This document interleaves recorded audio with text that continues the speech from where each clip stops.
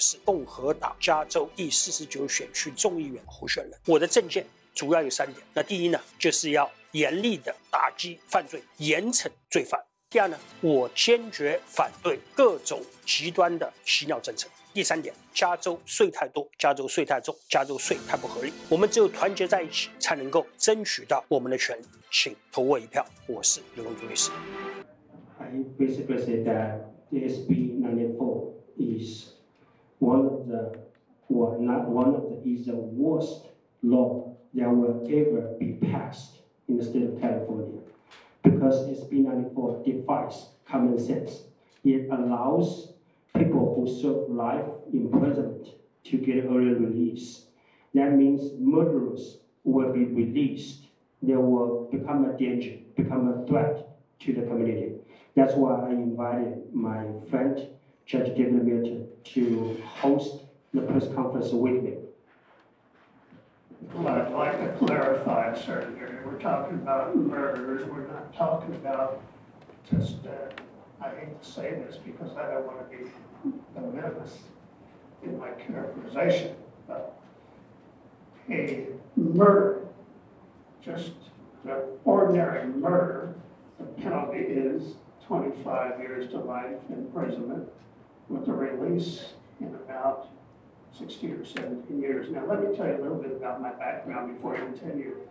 I've been a lawyer for 45 years, a judge for 36 of those years, and a prosecutor for 12 of them. I've been a private judge for 10 years, what I'm doing now. I was instrumental in getting passed a lot of important criminal legislation.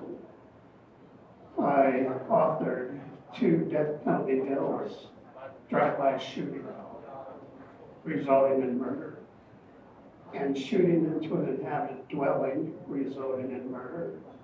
I was required, from my perspective in the law, to sentence a man to death as a judge. So I take these matters very seriously.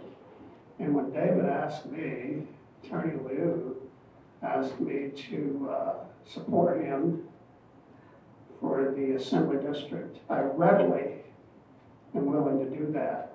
He's serious. We know the threat to America, to the citizens of California. This Assembly bill, Senate Bill 94, if it passes, it will release almost immediately most of the people who are serving life without the possibility of parole sentences. Not just a murder case. We're talking about a murder case where the penalty was death at one point in time, or death was the exposure, or life without the possibility of parole. And probably ask, well, what's the difference? Well, I'll tell you what the existing law is, and I'll just I want to be precise, so I have a couple of notes here. A special circumstance murder means if, say, you killed someone for financial gain, you had a prior conviction for murder, you killed multiple people, you killed persons while you're trying to evade arrest, you planted a bomb in a place, hidden, and killing people. You mailed a bomb to someone and killed a person or persons. You killed a policeman, a firefighter. How about killing a prosecutor and a judge and a juror? You're on jury duty and someone killed someone for serving on jury duty to either prevent them from continuing on that jury duty or as a retaliation for a verdict. How dangerous is that? This can result in the collapse of our system of jurisprudence. Think about that, killing judges and witnesses and prosecutors and jurors. That's the way you get to a special circumstance murder. Elected officials. How about this one? The murder was especially atrocious and cruel and heinous. Do you want that person who did that to be ever released back into society? How about because of your race, your color, your religion? Someone killed you or a victim for that reason alone. How about during the commission well, this person's committing rape, robbery, arson, sodomy, and he kills the victim. Do you think that person should be released back into society? No, in my view. How about torture murders? You torture a number of people to death, and you're subject to death, or now, since death is no longer on the table, life without the possibility of parole. And Sacramento is trying to remove that, to make that person eligible for parole, to be turned back onto society, released back into society. How about poison murder? Drive-by shootings, shooting into your home. These are the types of things that could subject you to life without possibility of parole. And the supermajority in Sacramento, we've got an executive branch, the governor, Democrat, Attorney General. He should be independent, but he's not. He's Democrat. No one ever challenges what happens. The Senate, the Assembly, it's what we call a supermajority. They will pass whatever laws they want to pass for their liberal causes, and there's no one to challenge them.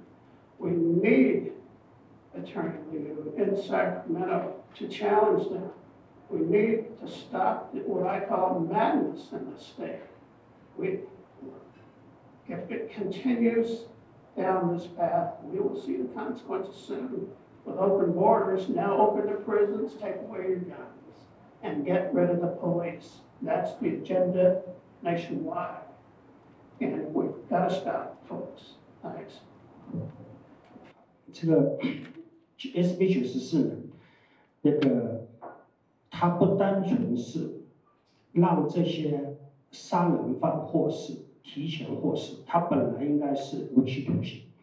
这些杀人犯呢，是用连环杀人犯、杀害儿童的杀人犯，然后呢，杀害法官、杀害警察的杀人犯，有一种最凶残的方式杀人的杀人犯。举例说明，史德运。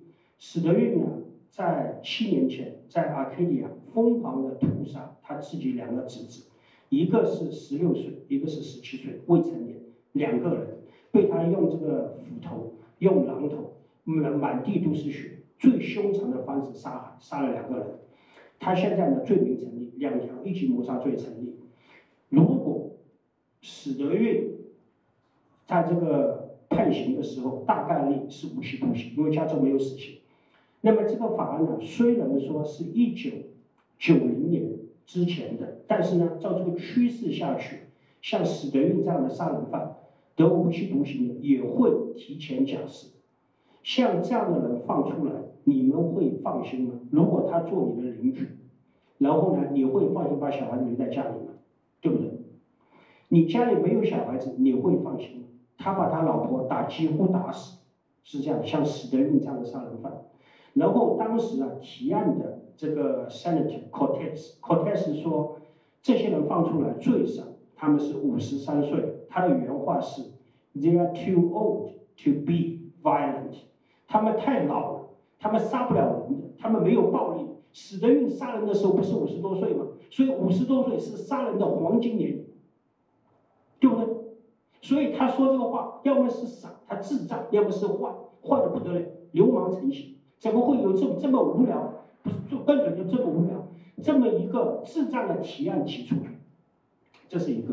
第二，大家知道在北加州那个陈一伦用拳头把他老婆一拳一拳打死，然后呢，其实他老婆已经死了，他还是打了很多下，因为为什么？他要确定他老婆死。当时这个检察官说，I will make sure he will stay behind the bars for the rest of his life. He will never ever hurt another person again. 什么意思？就像这种用凶残的方法杀人的，他如果判无期徒刑，他不能假释，他假释了他还会杀人的。有些人他天生就是孽种。我是佛教徒，我觉得有人天生有善良，但有人天生就是孽种。他如果到这种程度，他无可救药。现在加州监狱里面有34000个无期徒刑的犯人，这些人刚才法官说的，他不但是单纯的 murder，他们 murder there was a special circumstances， 什么意思 ？torture， 然后呢把人折磨致死，用凶残的方法把人打死，陈一伦一拳就把他老婆打死。所以呢，像这样的人，34000个这样的人释放出来，做你的邻居，你会放心，对吧？你会相信吗？说哦 ，he is too old to be pilot。如果有人这样来做，如果打个比方，史德运做我们家邻居，那我想我认你狠，我赶快搬家，一定是这样的。所以另外一个，大家有没有想过这个感受？如果有了34000个这样的一个人，在我们做无期徒刑的最凶残、最大恶极，然后呢最杀人成性这样的一个罪犯。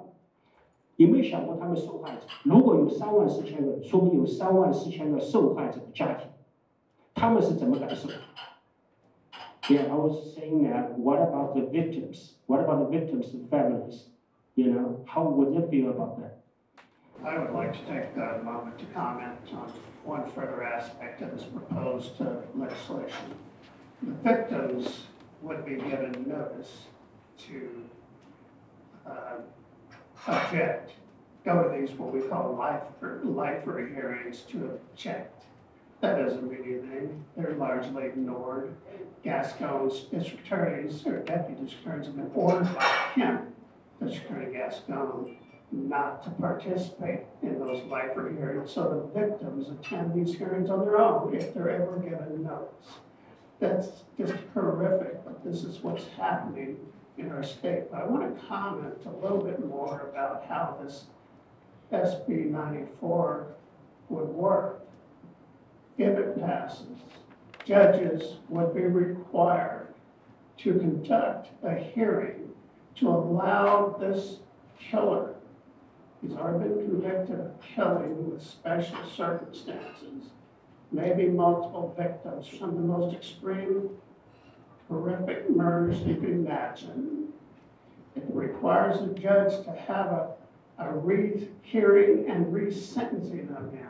And what is the judge required to listen to during this resentencing hearing? The judge is required to hear mitigation factors such as, well, was he a victim of child cruelty? Does he have mental illnesses? Was he addicted or using drugs? These kinds of things. Well, all those things were presented in the original trial that put him there. I've instructed juries in death penalty cases, and as a prosecutor, I argued these things in death penalty cases. It works like this. The jury's told, ladies and gentlemen, if you believe the mitigating aspects, like all those things, of bad childhood and yoke and all those things, are outweigh the aggravating factors. So you look at two sets of factors, the mitigating factors versus the aggravating factors. The jury is told to weigh them, and only if the aggravating factors outweigh those in mitigation should you impose death or life in prison without the possibility of parole.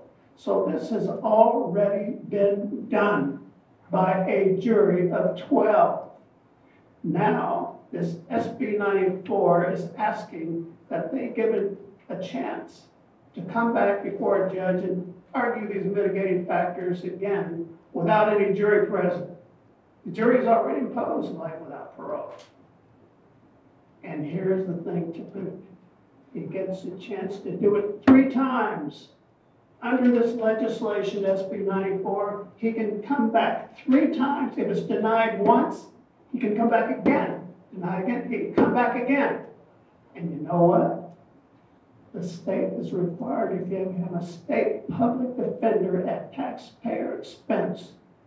These are some of the most ruthless people I can imagine. I implore the Chinese community to back Attorney Liu. I implore you to consider his candidacy, your friends, your family, get the word out there into the community to back him. We need candidates like David to get up there and help us change this. Thank you. 观念呢其实很简单，我觉得杀人偿命。加州呢虽然理论上有这个死刑，但是20年来已经没有执行过死刑。就加州对于这个杀人犯、连环杀人犯，就比如像史德运这样，最严重的就是无期徒刑。那即使无期徒刑，他们觉得还是太多了，所以他们的 SB94通过。像史德运这样，如果类似的法律再通过，他可能坐25年就出来了。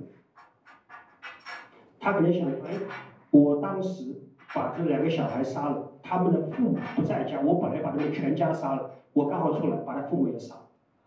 可以想象34000个杀人犯放出来，你觉得说他在里面坐牢25年就不会杀人？不会，他跟其他杀人犯坐在一起，每天交流经验，经验更加丰富，会杀的人更多的。人家说刘律师你怎么知道？我不知道，你愿意冒这个险吗？他住你们家的邻居，你愿意吗？他到你们家的租房子，你敢租给他吗？对吧？他说，我现在改变了，我之前杀了3个人，但我向你保证，我不会杀的，我可以写保证书，我可以找公证来公证，你敢租给他吗？他说，我付你双倍的房租，你敢吗？你不敢的，我肯定是不敢，对不对？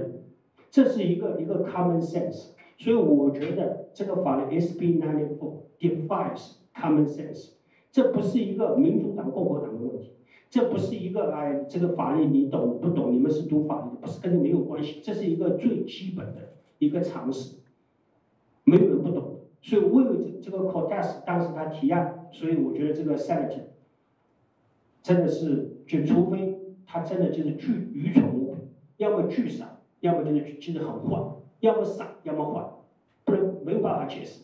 然后另外呢，大家可以发现的，就是说加州的这么多年了，我觉得加州现在在做一个 social experiment。什么 social experiment？ 第一就是说，杀人犯、罪犯是 victim of the society， 他们是需要同情的。然后这个警察 police 是坏，他们是压迫我们的人。然后，所以由于这样的一个 social experiment， 就变成什么呢？加州整体的这个方向是劫富济贫，游民可以随便占人家的房子，不用付钱的。你打电话报警，警察不会来的。但是如果你断水断电，游民打电话报警说他把我的水电断了，把我的电断了，我煮饭煮不了，警察会来说，你水给他接上，电给他接上，对吧？非法移民每天成百上千越过边境来到美国。他们拿到的福利现在已经超过了美国伤残军人的福利。这些伤残军人为了保卫美国，然后呢自己呢可能打断一条腿，打瞎一只眼，造成终身的生理和心理的痛苦。他们拿到的福利不如非法进入美国的非法移民。所以整个这个事情就是黑白颠倒，就成了一个笑话。所以呢，我觉得这是一个。第二个呢，就是说大家知道，这个之前这个 Proposition 47， 如果呢是950块，之前是400块，加到950块，就变成了这个大罪化小，小罪化了。就最后带来的结果，加州这些这个变态的、这些愚蠢的法律，把人性里面最贪婪、最无耻、最不要的那个成分，最大程度的激发出来了。他把一个正常的人变成了一个坏人。我说人是需要有法治，需要有纪律。所以为什么我要选这个议员？人家说刘律师，你这个加州是民主党，你为什么要选？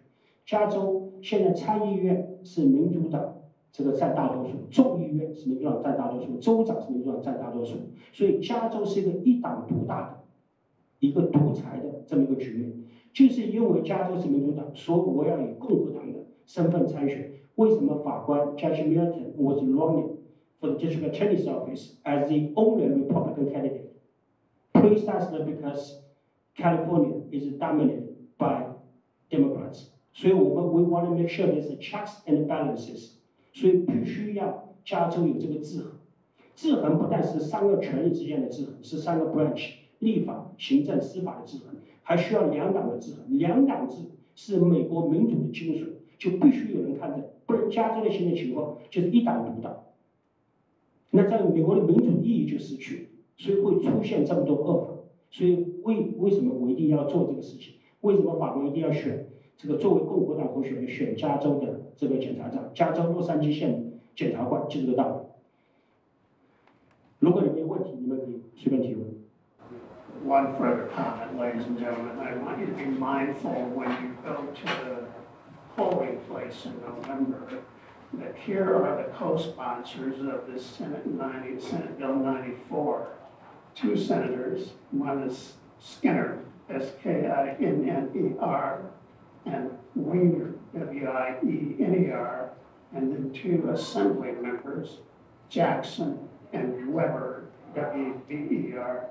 Vote them out, folks, and vote David Liu in. Thank you. 下一句话，然后为什么我今天要做 SB94？因为那个民主党的候选人，那 incumbent 方树祥，他投的是赞成票 ，SB 他投的是赞成票。Is it the difference between SB94 and the appealing court? Because we don't know the appeal court is like a prisoner. They can appeal their case, right? And then SB94, what are the difference? Yeah, an appeal usually happens immediately after a trial. Let's say a trial by a jury or a judge after a conviction.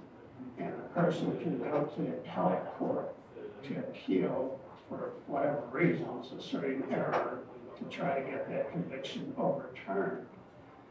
This SB94 is far beyond that, and let me explain what I mean. It happens way after all the appeals were finalized. Let's say you went to the appellate court and you lost, and you went to the Supreme Court and you lost, and you went to the United States Supreme Court and you lost. You're now convicted to life and you're sentenced to life without the possibility of parole in California State Prison. Now, this SB94 wants to give you 3 more opportunities to challenge that life. Basically, they're trying to get rid of life without the possibility of parole. They don't want that to be a possible sentence in California. They dispensed with the death penalty, and now they're wanting to dispense with this sentence, life without the possibility of parole. And they're giving these people who've been through rounds of appeals 3 more opportunities beyond that to challenge that sentence. It's, in my view, it's madness. So it's not about wrongful conviction. It's about having another chance for the murderer to enter our society again. 3 more chances. 3 more chances. What happens is he petitions the judge, and the judge must grant him this hearing and take on more evidence. And there won't be a jury to make that decision. The jury's already made a decision now, much earlier. Now this judge is required to conduct this hearing. And the judge can decide. The judge is required to resentence if the judge believes that the mitigating factors outweigh any aggravating factors. And like I mentioned earlier, these are things that were already considered by a jury years earlier. Nevertheless, they're entitled to have that hearing. If the judge says, no, your sentence will stay, life without the possibility of parole, you get another chance 3 years later, and then you get another chance 3 years after that. So you can challenge this life without the possibility of parole sentence that you've appealed numerous times, over and over again. And it's just ludicrous and taxing on our system. It's just unfair. Victims' families ought to be given a break from relitigating this and thinking now this person who killed our loved ones might get out again. 另外，我特别加一点，大家知道呢，在去年的 Monte 一个警察呢被打死了。这个警察被打死的这个事情很轰动，因为什么呢？就打死警察这个人呢，他本来是来坐牢的，但是因为 George Gascon 因为他的政策，他被提前释放出来。他出来之后，这个人呢，他呢就后来呢也是在犯罪的时候跟警察发生冲突。所以这个 Michael Prentice 这个警察，他被这个犯人叫 Justin Flores， 后来被他打死。所以后来这个警察呢，家属现在在告这个 Judge Gasco， 告洛杉矶县检察官办公室，告500万美金。这个不是重点，重点是什么呢？有句话叫做什么呢？叫 People change， 人会变的。但是很多时候 People don't change，You are who you are。所以为什么这个人这个犯人他呢已经犯了好几条罪被放出来，结果把警察打死？所以这是一个最明显的例子。大家很多人被打死的可能不是警察，他不会上修，大家不知道。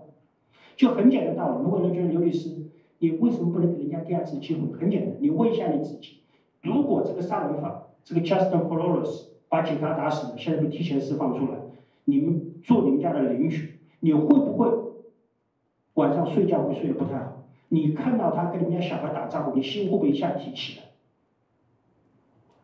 人家刘律师说我不知道，你不会不知道，你会知道，因为这是一个最基本的一个人性的东西，这是一个最重要的。所以如果没有这些恶法，那个这个警察，那个 Michael Prentice 就不会死，很多无辜人就不会死。现在不是一个，是34000个，并且这些人不是杀一个人，是杀很多人，杀小孩的。然后呢，法官之前说过一个人在公园里面，他呢就是疯狂的屠杀了一大堆小孩。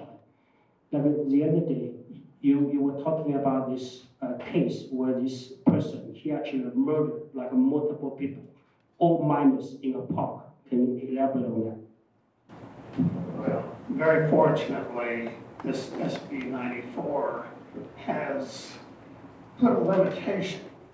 If you murdered 3 people or more, then you don't get the resentencing opportunity. So they've created an exception so it would be more palatable to the public if the public were to hear this. So there are 2 exceptions. One is if you murder a policeman. I think if they had not created that exception, you'd have public outcry or more public outcry. And they've accepted a situation where a person has murdered 3 or more. So if you can torture and murder up to 2 people and get this rehearing. But if you torture and murder 3 people, you don't get this hearing. So your question, David, for clarification? Yeah. So can you just tell us what happened in the park, so they probably have a better idea as to how heinous the crimes were and how brutal he was? It's very disconcerting to have practiced. I have a career in public service, 36 of those years in public service. Like I said, 24 as a judge and 12 as prosecutor. And when I first learned of this proposal, SB 94, I was taken aback because I thought maybe it might disturb the sentence that was originally a death sentence. That was reduced to life without possibility parole. And one of the most dangerous people I've met in my entire life, my entire career. And I sat probably 10 to 15 feet away from this person for about 3 months because I was the prosecutor. And the jury was in the box and death was being sought. And this man, before he was, let me give you an idea of what he was really like. He had a shaved head, it was bald, and his entire head was covered with gang tattoos, and they ran all over down his neck and his whole body almost. And he went into this park. Oh, he was in prison, and he was released from prison for murder. Well, his murder was reduced to manslaughter. The murder was running over a person's head and killing him intentionally. But he was released, still a dangerous person. 2 weeks after his release from prison, he went into a park and he saw 3 teenage boys in that park smoking marijuana with their girlfriends. And he tells them to get out of his park. Well, of course, these teenage boys with their girlfriends aren't going to have anything.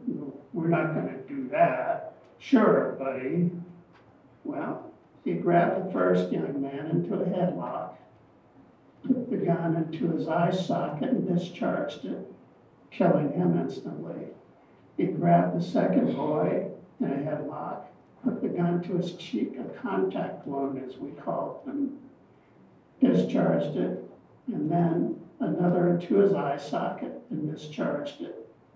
The third boy is now fleeing the area, and he's firing shots at the third young man who's hit a couple of times, but he survives the attack. 2 weeks later, on Halloween night, he goes to this couple's home that we had been acquainted with. He believed they told the sheriff about the park killings. So our crime scene was this.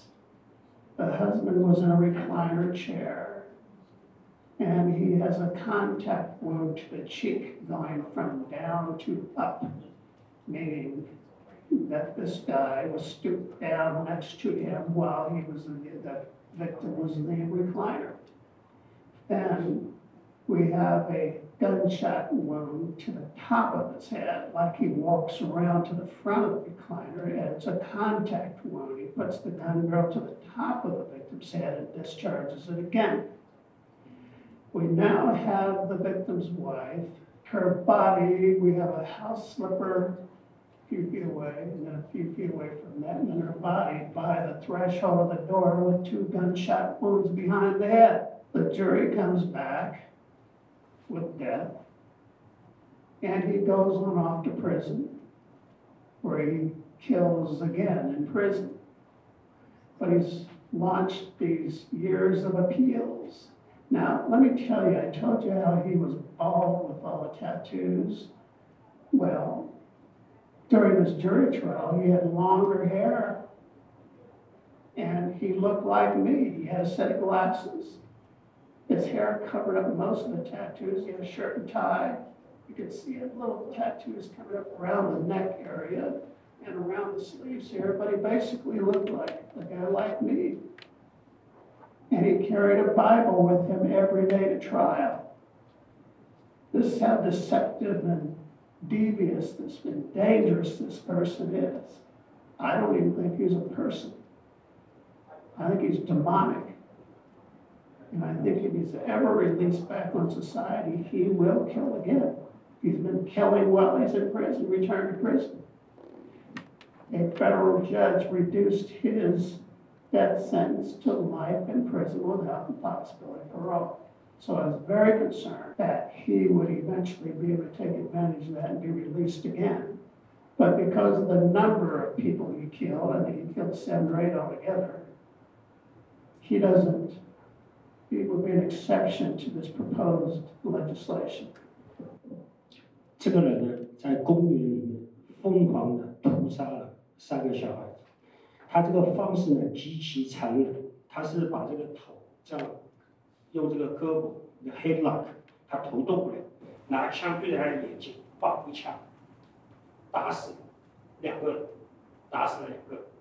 这种最疯狂、最残忍的方式，为什么？因为啊，然后呢，他家小孩说：“你们滚吧，不要在这里。”那小孩当然不走。那小孩子为什么这个也不是你家的，为什么我要走？他就过去拿那个卡住头，拿枪对着眼睛这样放一枪，整个头全部打死了，杀了2个，第3个跑了也被他打死。所以就是这样的人。SB90是说，如果你杀了3个人或者以上 ，SB90是不适用的。杀2个可以，杀3个不行。很简单，有人到你们家来租你们的房子，他跟你强调，我呢杀的是2个人之前，不是3个。你说哦，3个也太多，2个可以，来吧，这里签字，你会吗？对吧？另外呢，法官提到，刚才有些人呢，他说这个人不是，这个人根本就是没有任何感情的，就是一个杀人狂魔。我可以理解，之前呢，我认识我有个人。他什么事呢？他又在等公车，人家多看他一眼，他把对方打成终身残废。后来坐牢坐了5年，5年之后出来了，在里面坐了5年了，不为任何事，人家多看他一眼，打成终身残废。我问他说，我 having spent 5 years in jail, if you can start over, would you do it again？ 你还会不会做这种愚蠢的事情，这么残忍的事情？然后他想都不想，直接讲说 ，Sure，I will do it again in a heartbeat。我想都不想，谁再多看我，还是我把他打成终身残废。为什么有句话叫 "You cannot change who you are"？ 有些人天生就是孽种，就是凶残的杀人犯。So we've been knowing that Mike Paul, the 49th Assemblyman, have been voting against the will of the community within this district. Why are the people in 49 still voting for him? 既然 Mark Farm 投了这个 SB94的赞成票，为什么大家还选他？我觉得最重要的问题，但是大家很多人不知道 SB94，也不知道他是投 SB94的赞成票，就很多的选民，我觉得是根本不清楚发生什么事情。他们看到的说，哦，他过来给我发了个奖状，拍了个照片，哎，这个奖状真好看，我放在家里。他不清楚真正发生的事情。34000个连环杀人犯释放出来，你可以想象后果是什么？ I think that was an excellent question, Nasa, and it would be speculation on my part but I'll give you that speculation. I believe it's in part because, again, and I don't mean this in any sense disrespectful or pejorative way, but I think it's because the Chinese community, their voters assume that these people are doing the right thing, and they're not participating to the extent that they should be on those issues that directly impact their community. They need to get out and vote these people in office. 刘律师，你看我的发，谁可以投票给你？49区的选民可以投票给我。49区呢有其实12个城市，然后呢其实就是我们比如说开始我们现在的 Rosemead、圣盖博、Arcadia、San Marino、Alhambra、South Alhambra、Alhambra、Monterey Park、East Pasadena、South Pasadena、Monterey， 全部有12个城市。Temple City。还有，如果有人想支持你，可是他没有选，他不是选民呢，可是他支持你的做法，他想捐款，怎么样可以捐款给你的 campaign？ 这个后面有个2维码，就其实呢，最重要的捐钱的背后是捐一份心意。很多人律师我买多少钱？你捐1块钱，1块钱就够了，就表示说你认同我的理念，这是最重要的。后面有个2维码，是这样。对。如果网站，他们也可以去你的网站去看。对，是我们网站有这个捐款的讯息，对，做义工。其实我们更需要的是义工，这个捐款需要，义工也需要，选举人很花钱。最重要的，我觉得就大家呢，我觉得华人社区最大的问题是什么？就我自己是华人，我说话就很直接，就是什么呢？就是说我们呢很冷漠，觉得这个事情呢跟我们没关系，就觉得这个你们做什么好也好，不好也好，反正我就接受嘛。但是呢，你有没有想过，这个杀人犯住在你家邻居，你能接受吗？你晚上睡得着觉吗？尤其你家里有小孩子，死的运住你们家隔壁，你敢住吗？所以的话，我觉得其实我们要觉醒过来，这是第一个。第二个呢，很多人来美国呢，华人移民来美国，觉得美国呢民主自由，民主自由最重要的是什么？就人人参与，就是我们呢不但是观众，我们也是球员。人家说刘律师，我听不懂你在说什么。你因为你可以选你认为可以代表你利益、代表你权利的球员，那么这个就是你参与的方式。所以投票这个 voting， 它实际上是美国民主政治最关键的一环。这样的话，大家才可以参与，你才可以有发言权，你才可以当家做主。怎么当家做主？就是投票。SB94法案现在进入什么样的阶段？然后接下来进入这个公投阶段吗？你们再简单介绍一下整个流程。SB94呢，它现在在这个参议院已经通过，它现在呢，下一步就要到众议院，因为它是 SB， 它是Senate提出来的这么一个法案，它现在处于一个 inactive 一个封存的状态，但它随时可以变成 active。它如果到众议院通过，然后州长签字，它就会成为法律。因为呢，它不是一个 amendment， 所以它不会经过公投，所以这个是危险是非常大的。因为为什么现在加州大家知道参议院、众议院州长都是民主党这个把持掌控，现在加州众议院全部80个席位，62个民主党，18个共和党，所以大家可以想一下，这个危险是这个 the danger is imminent， 所以危险是非常急迫的，随时会通过的。所以大家呢就一定呢能做的，就譬如说49区，对吧？也好，其他区也好，就一定呢要制造这个声势，让这些人，让众议院这些议员觉得说，如果我投赞成票，像方树强一样，大家呢就发现这个就不会再选我，这样的话，我们才能够确保 SB94不会通过。Folks, I know lunch is being served, so I'll be brief. But I want to tell you about a judge's nightmare, an absolute nightmare. You might think of this person who's not empathetic to people and their situations, but it's not true at all. Let me tell you an instance where I exercised leniency.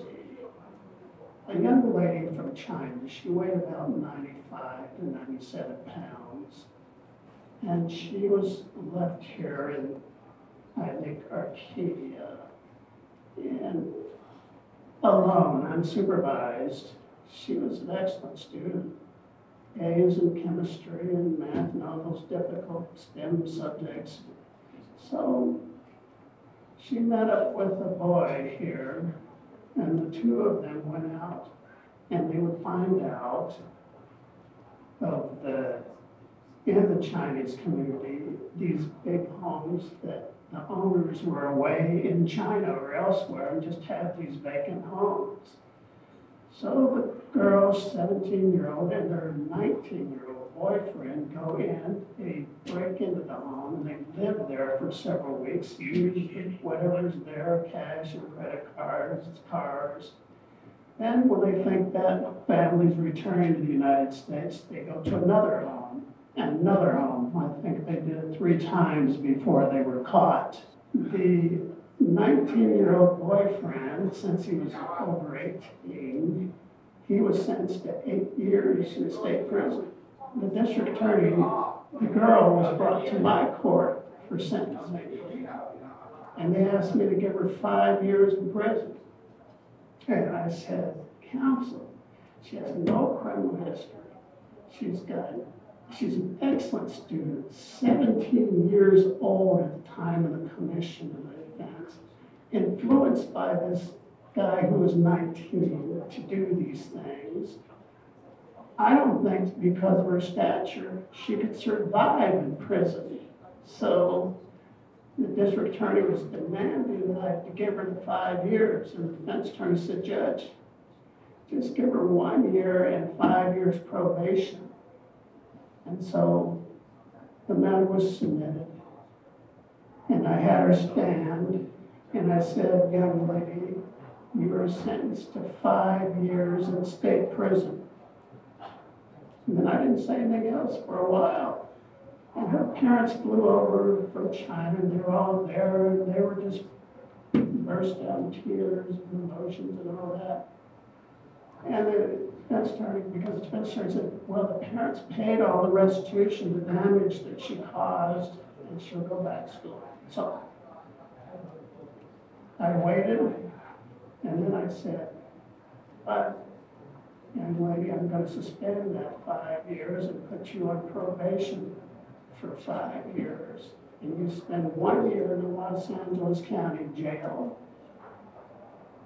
And that was it. But you're going to tutor students free of charge.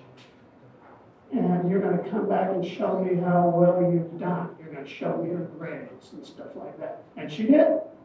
Every few months, she'd come back and show me her grades. And she tutored students free of charge until she met her next boyfriend. Her and her next boyfriend then robbed a young man of his wallet. And she was afraid. She said, if this goes back to Judge Milton, he's going to give me 5 years. I got 5 years. So the girl and the next boyfriend beat the boy up, put him in the trunk of a car, and set her on fire and killed him. This is what I call a judge's nightmare. I took a chance with that leniency. You've got to hold people accountable for what they do. You never know this is going to turn out good or bad. But we can't, attorney, legal, sheriff, you cannot experiment with people's lives. 我看很多华人讲，只要你是18岁公民，你就可以投票。然后跟他们谈这个社会议题的时候呢，他们都很多时候都很有这个热情，然后叫他们去投票呢，他们就很有顾虑的。怎么样可以克服这个心理的障碍呢？我觉得，尤其在18岁这个年龄啊，我觉得他去投票，他去当家做主，实际上是他成长成为成年人的一个重要的标志，这是第一个。第二个，因为什么？他真正意识到说 ，they have to be involved， 他们需要呢当家做主，需要参与，所以做这个事情去投票，实际上是一个了不起的事情，是个光荣的事情。就好像呢，就比如说小孩子长大，就说我要学开车，我也要开车，是一个道理。我觉得这个是他承担这个社会责任的最重要的一个关键。华人不投票的顾虑在哪里呢？华人我觉得投票，我觉得第一，很多人他不了解，就是说投票 voting 投票 casting vote 这个是非常重要的。我觉得，因为这关系到你自己，因为你选出认为你代表你的候选人，实际上你跟你自己去做候选人，跟你自己去做市长、做议员是一样的，因为它代表了你的利益，这是第一个。我觉得很多华人意识不到这一点。我觉得有些华人呢，他如果本身有这样的一个背景，就比较好。有很多人，比如台湾大选，他会回台湾投票。就这个道理，他意识到说投票很重要，这是第一。那第二呢？我觉得是什么呢？很多人觉得说我投个票，我一张票受不了，我也改变不了什么。但是你想到，如果1000个人这样想，那么实际上你就可以有1000张票。其实大家知道，之前美国大选，布希跟那个高尔总统选举的时候，就差200票决定了谁是下一个美国总统，200票决定谁是下一个美国总统。其实很多时候，你看投票记录。差的其实并不是大家几十万票、几万票，不是，其实就是几百票，有的时候几十票，有的时候1票，所以1票就决定你胜、你输还是赢，就决定你是不是可以选出可以代表你的候选人。What is the minimum years for those murderers and positions to get out? How many years do they have to serve in the country? Yes, if you've served 25 years, you're entitled to immediate release. Thank you, Honorable Luis, and thank you, Attorney Liu. I'm so glad that you ring the bell for the Chinese community. 像刘律师前面讲的，很多我们的华人就是不注重、不留意这个美国的政治或是这些选举的东西啊。他们像刘律师刚刚讲的，他说。这不缺我这一票啊，你们去投就好了。美国已经很自由，所以他们不去参与，这是很不对的。我们应该要教育我们华人社区一定要多参与、多投票，发出我们的声音。那我现在要分享的就是刚刚刘律师讲的那个史德运这个案件，因为他打死那2个小孩子是我儿子的好朋友，他们从小一起长大。他们在幼稚园的时候，那个大的小孩是我儿子的幼稚园的同学，然后一直小学、初中、高中都是好朋友。我儿子还到他们家去 sleep over， 就是到他家去过夜。他们小孩子到我家来过夜，所以这2个小孩子的父母我也很熟。你想想看，一个小孩子你养到10几岁，一个晚上就被人打死了，还是自己的姑丈，这是非常非常痛心的一件事。所以我就说我们一定要参与，一定要注意这些各种所发生的事情啊。像我儿子，他非常非常伤心，因为他的好朋友突然就被人打死了，而且这父母呢，当天晚上都不知道他2个小孩死了，因为他们去 party， 很晚才回家。他们是第2天早上，怎么小孩子还没起床？所以他们去敲门，小孩也没开门，一打开门，一地的血，小孩子死掉了。他是用钝器敲他的头，2个小孩子一样的死法，都是被钝器打这个后脑死掉的。然后他就马上买了飞机票，飞到香港去了。那还有另一件事情，就是他的代表律师，就是他发生这件案件之前的代表律师，也是我的朋友。那我很高兴说，他这个律师很有正义感。他的律师就说，他既然犯下这种冷血的案件，我不代表他了，所以后来他就换了律师。这是我要分享的事情，因为这我是亲眼看到、切身经历过的。谢谢大家。谢谢。稍微介绍一下你自己。对不起，我没介绍我自己啊。我叫郑子婷，我是一个退休的教授。那我的搭档翠霞，我们非常支持刘律师，因为他所提出的各个观点我都非常赞同。像我当初一入籍，这个不是在那个 Convention Center 宣誓，我一宣誓出来，我马上登记为选民。到现在我还是共和党。谢谢。谢谢郑教授，好，非常感谢大家。